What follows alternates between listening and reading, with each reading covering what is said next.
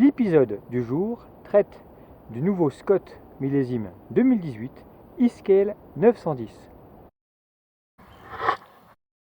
Pour ses 7 ans, avec l'âge de raison, Scott revient avec un semi-rigide en 29 pouces. Souvenez-vous des e-Aspect de 2011 avec moteur Bosch et batterie de 300 VA. Eh bien, voici l'évolution.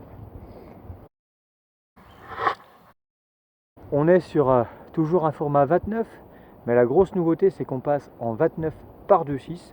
Donc là on est sur un pneu en basse pression avec une pression constructeur entre 1,5 bar et 3 bars. Autant vous dire que je roule avec le minimum prescrit, à savoir 1,5 à l'avant et 1,6 à l'arrière, pour être sûr de ne pas crever sur pincement au cas où. Nouveau pneu Schwalbe. Donc en termes de technologie au niveau des pneumatiques, on cumule le VO, le TLE et également l'APX. Donc une gomme au top avec une protection anti-crevaison et un pneu tubeless ready. Bon, pour le coup, je suis encore en chambre à air, mais j'ai hâte de tester la même chose en tubeless. La grosse évolution sur ce semi-rigide, c'est l'arrivée de la nouvelle batterie Bosch en 482 VA PowerTube qui, elle, se fixe carrément dans le cadre. Donc là, en termes de discrétion, on ne peut pas mieux faire. Et pourtant, ça reste une batterie click and go, super facile à manier, aussi bien pour la mettre que pour l'enlever, avec une recharge possible directement montée sur le vélo ou une recharge externe s'il fait froid et que vous souhaitez charger votre batterie au chaud une fois qu'elle sera à température ambiante. Pour ce qui est du moteur, en 2018, pas d'évolution, c'est toujours le Bosch Performance CX avec ses 75 Nm de couple et surtout une programmation à 300%. 4 modes, Eco, Tour, IMTB qui répond à la pression pour avoir un pilotage et un pédalage le plus naturel possible, et bien sûr un mode turbo. Alors autant vous dire que ce format il permet vraiment d'atteindre facilement les 25 km/h et on est très rapidement au seuil. On roule facilement au-dessus, à condition bien entendu de faire du chemin. C'est pas un format sur un semi-rigide pour aller faire de l'ultra technique. En termes de freinage, on a deux disques de 200 mm avec les freins SLX et il ne faut pas moins pour arrêter l'inertie de l'ensemble, justement due à ces grandes roues et ces sections de gros diamètre. Les freins SLX en 200 mm n'ont rien à envier à leur grand frère XT. C'est juste la finition qui change, la puissance est au rendez-vous. En termes de transmission, on est sur un mixte SLX XT en 11 vitesses avec une cassette de 46 dents et à l'avant un pignon et flasque Miranda en 15 dents. Donc on a vraiment de la marge, on a vraiment de quoi faire pour monter aux arbres. Pour ce qui est des autres périphériques, potence, cintre, selle, tige de selle télescopique avec commande au guidon, poignée Locon, Scott a fait confiance à Synchros, cette petite marque canadienne qu'ils ont racheté il y a quelques années.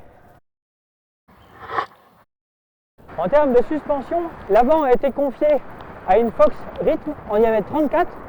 La rigidité était au rendez-vous et surtout, grâce à la cartouche Grip 3, on retrouve 3 positions, très chères à la marque, avec une position fermement bloquée, une position en mode traction où on a une fourche qui est durcie pour les monter, pour gagner en rendement, mais également avoir une boîte de pédalier moins basse et éviter d'avoir les manivelles qui frottent, et une position toute ouverte en 100 mm. Alors, ça reste un vélo taillé pour la rando. La rando sur piste et chemin. On n'a pas du tout le caractère endu-rigide qu'on peut retrouver sur les e-Scale ou anciennement e-Aspect en 27,5 plus par 2.8. Au rang des options, sur ce vélo, on trouvera bien entendu des inserts porte-bidon, mais 2 inserts porte-bidon, un sur la batterie et un autre sur le cadre, donc vraiment de quoi emmener beaucoup d'eau. A noter une finition au top au niveau des caoutchoucs pour fermer la prise latérale, comme les différentes entrées ou sorties de câble GAN. Soudure polie, cadre aluminium avec un fort dégagement autour du pneu, car c'est pas le tout d'avoir un pneu en grosse section. Le but, c'est tout de même de pouvoir rouler par toutes les conditions, même si elles sont extrêmes. Donc le débourrage, c'est primordial, et surtout, il faut éviter d'avoir des espaces trop petits entre pneus et cadre, car même avec un moteur, on peut se retrouver des fois totalement planté. A noter que sur ce modèle, comme sur les moteurs Steps 8000, l'aimant est dorénavant fixé sur la bague de frein à disque Centerlock. Donc fini l'aimant sur le rayon qui tourne. Même avec un moteur Bosch, c'est possible. Alors dans le maniable et le sinueux, ça reste un vélo un petit peu pâteau, moins dynamique que les châssis en 27,5 par 2.8, mais c'est sain, c'est stable, et ça passe vite. Si on regarde la plage de vitesse sur laquelle on se trouve, on n'a pas à se plaindre. Tout laisse à croire qu'avec ce type de format, la consommation, si on a un minimum la condition physique, risque d'être très très basse. Pour conclure, pour fêter ces 7 ans de VTTAE, Scott nous régale avec ce T-Scale 910. Intégration, discrétion, efficacité. Alors, pour ceux qui veulent un vélo un peu plus tape à l'œil, c'est clair que là, la sobriété est au rendez-vous, mais rien ne vous empêche d'apporter votre touche personnelle en termes de couleur pour pouvoir avoir un vélo avec une finition un petit peu plus gaie que la robe toute noire, toute noire.